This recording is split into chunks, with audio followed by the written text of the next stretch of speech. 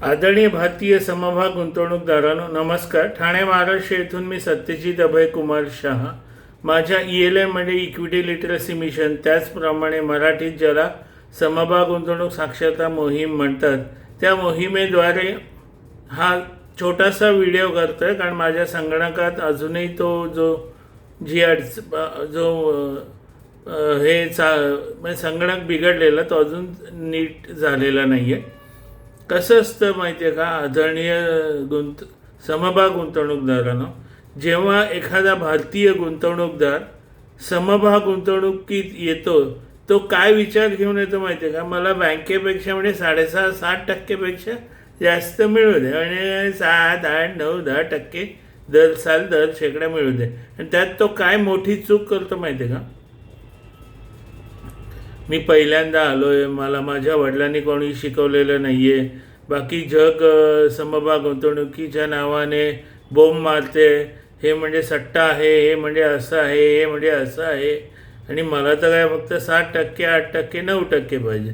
तर ते काय करतं माहिती आहे का, वोडाफोन, त्याच्यानंतर ते काय आहे कुठले तरी जयप्रकाश पॉवर का काहीतरी, त्याच्यानंतर अजून असे अनेक आहेत, आता मला पटपट नावंसुद्धा नाही आठवत. येस बँक, असे अनेक ज्याला पेनी शेअर्स म्हणतात.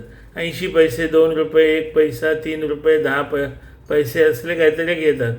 आणि आता मला माहिती आहे ना, गेली 5 वर्ष अजूनही अनेक शेअर्स तिथेच आहेत. खाली जातात, वर येतात, म्हणजे थोडंसं खाली थोडंसं वर गेलं तरी त्यांना आनंद होतो.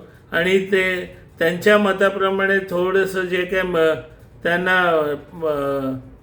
नफा झाला विकतात, पण ते बघतात त्यांच्या हातात काही राहत नाही. कारण घेतल्यावरही शासनाला काहीतरी पैसे द्यावे लागतात, म्हणजे सेबीला किंवा ते जे काय स्टॉक एक्सचेंजला, आणि विकल्यावरही द्यावे लागतात. त्याच्यामुळे त्यांच्या हातात एवढंसंच राहतं.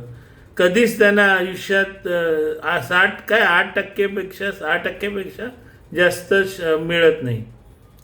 पण हे मी गेले 37-38 वर्षाचा अनुभव असल्यामुळे मी अशी चूक कधीच करत नाही.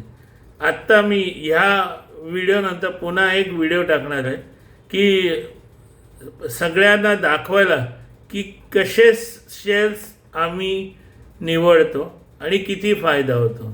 तेव्हा असाच पुन्हा एक व्हिडिओ घेऊन आत्ताच लगेचच येतो आहे. तेव्हा पुन्हा भेटूया. जय हो.